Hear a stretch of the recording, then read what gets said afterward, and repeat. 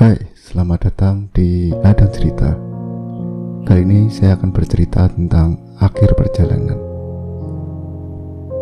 Tubuhku terasa sangat ringan, seperti dapat tertiup angin, seperti melayang di udara. Aku menghampiri kaca mobil yang retak dan bercermin di sana. Aku melihat tubuhku sendiri, tapi ini berbeda. Tidak seperti dulu yang begitu cantik. Wajahku hancur, rambutku kusut, tubuhku hanya tertutup kain putih panjang, koyak, dan lusuh. Tiada lagi pakaian indahku dan harum parfumku dulu atau sepatu hak tinggi. Bau anyir menyengat. Kakiku tak menginjak tanah dan aku hanya terdiam. Hari semakin malam. Semua orang meninggalkanku di bawah pohon ini. Alunan musik memenuhi ruang mobil mewah ini. Sedan putih mengkilat melaju menembus jalan pegunungan. Di kanan kiri, jalan disambut pepohonan hijau. Mereka berjajar gagah, namun merunduk seakan patuh pada sesuatu yang tak terlihat. Alam memang kuat dan bersahaja. Alam terlalu suci untuk dikotori perbuatan tercela manusia seperti aku. Sekelebat teringat kebejatan yang kulakukan selama ini. Kekagumanku pada keindahan alam yang terpampang di balik kaca mobil ini tak seberapa dibanding kekagumanku pada diriku sendiri. Aku cantik, menarik, bersuara merdu, dan pandai merayu lelaki. Aku menikmati kebersamaanku dengan para lelaki yang mampu penuhi semua inginku, nafsuku, dan ambisiku. Seperti Doni, lelaki yang sedang menyetir di sampingku.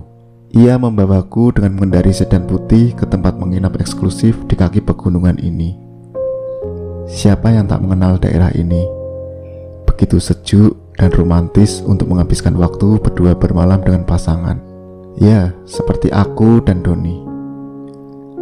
Sore ini, kami memulai perjalanan untuk mencari penginapan di daerah ini. Langit yang mulai teduh dan hawa semakin sejuk menyapa perjalanan kami. "Vena, kita jadi nginep di mana?" tanya Doni. Pria tampan itu tersenyum padaku. Aku yang sejak tadi menikmati pemandangan, kini beralih menikmati ciptaan Tuhan yang satu ini. Doni, siapa wanita yang takkan terpikat padanya? Ayahnya seorang mantan pejabat tinggi yang juga punya beragam bisnis. Doni mewarisi salah satu bisnis ayahnya dengan segala fasilitas nomor wahid ditambah wajah rupawan. Ia pun mampu menaklukkan hatiku, walau ada hal yang tidak aku suka dari dia. Aku terlalu bandel dan tidak peduli dengan statusnya yang telah beristri. Ya, Doni bukan pria lajang lagi. "Kita cari yang bagus dong.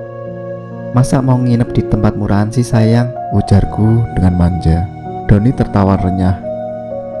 Ia memang mempesona.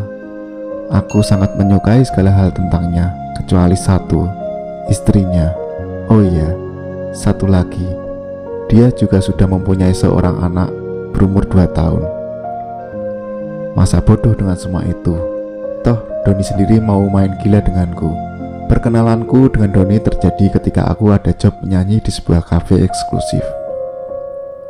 Profesi utamaku memang penyanyi. Dengan bermodal suara merdu dan wajah cantik, tidak sulit mendapatkan job menyanyi dari kafe ke kafe atau dari panggung ke panggung. Sayangnya, aku belum berkesempatan menjadi penyanyi rekaman. Sebenarnya penghasilanku lumayan, tapi aku masih selalu merasa kurang. Untuk biaya perawatan tubuh, kostum panggung, perhiasan, aksesoris, tas, sepatu, kacamata, kendaraan pribadi, dan lain-lain. Semua barang pendukungku harus aku miliki agar penampilan terlihat lebih wah. Itu salah satu caraku untuk memikat hati orang yang memakai jasaku. Namun selain menyanyi, aku juga tidak menolak ajakan kencan para pria yang terkagum-kagum dengan pesonaku. Tentunya harus ada imbalan yang setimpal. Bisa dibilang itu layanan plus-plus. Hingga aku berkenalan dengan Doni, Dan kali ini ada yang berbeda. Tidak seperti pria-pria lain yang hanya kubutuhkan uangnya. Tapi khusus Doni, aku juga butuh ia selalu di sampingku. Entah karena ia paling kaya, paling tampan, paling perhatian, atau karena kami memang saling menyayangi. Ya, semua itu benar. Tanpa peduli Doni sudah beristri dan punya anak. Aku merasa ia sungguh mencintaiku, dan sebaliknya aku pun sama. Memandang wajah Doni membuatku semakin bernafsu untuk memilikinya. Aku menggenggam pundak Doni yang sedang menyetir mobil. Perjalanan kita hampir sampai ke tempat penginapan.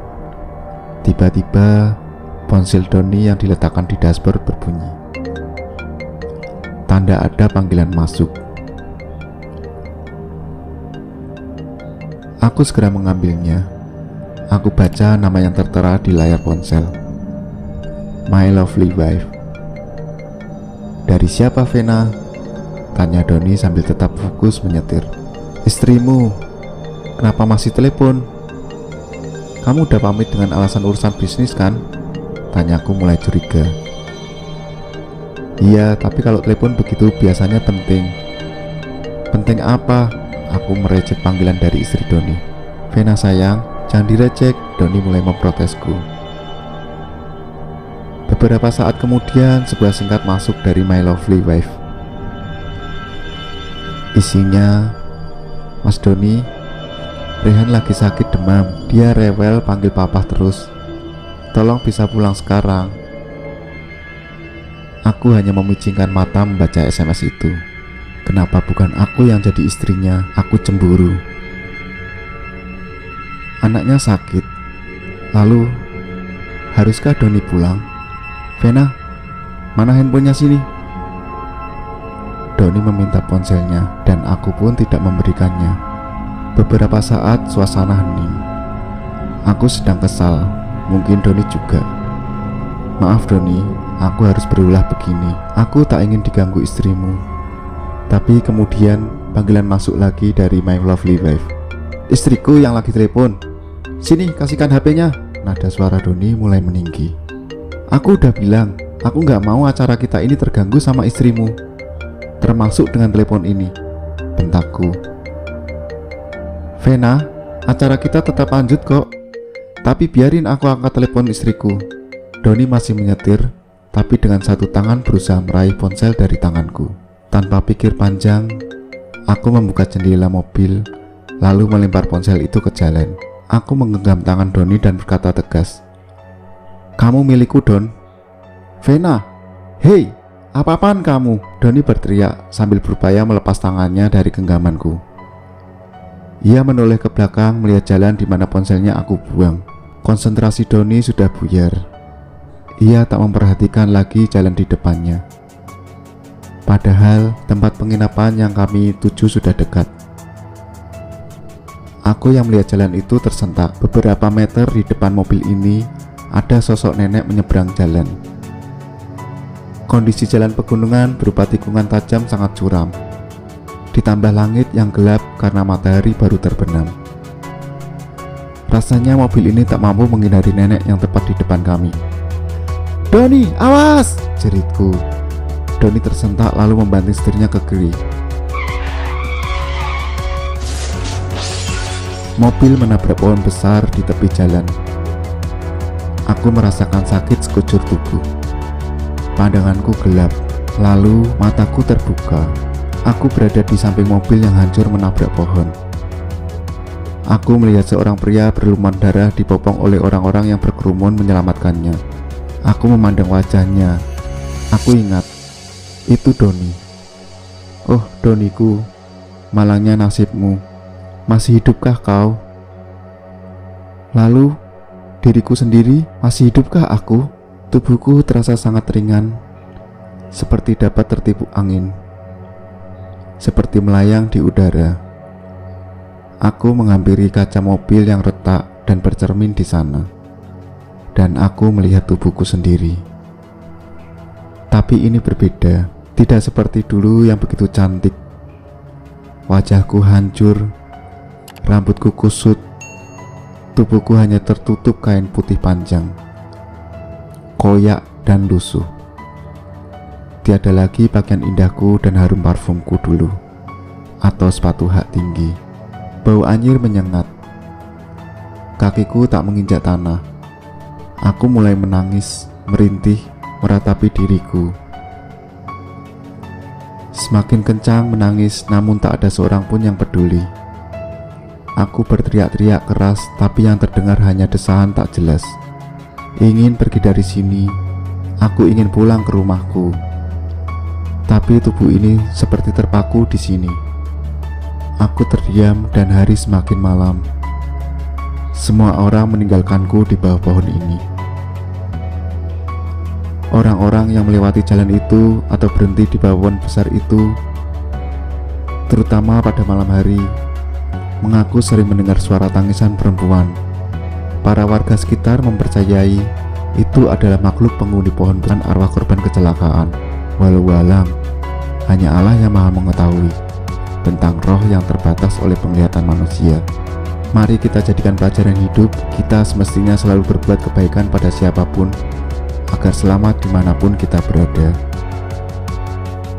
Sekian cerita dari saya, dan nantikan cerita-cerita ladang cerita setiap jam 7 malam. Bye-bye.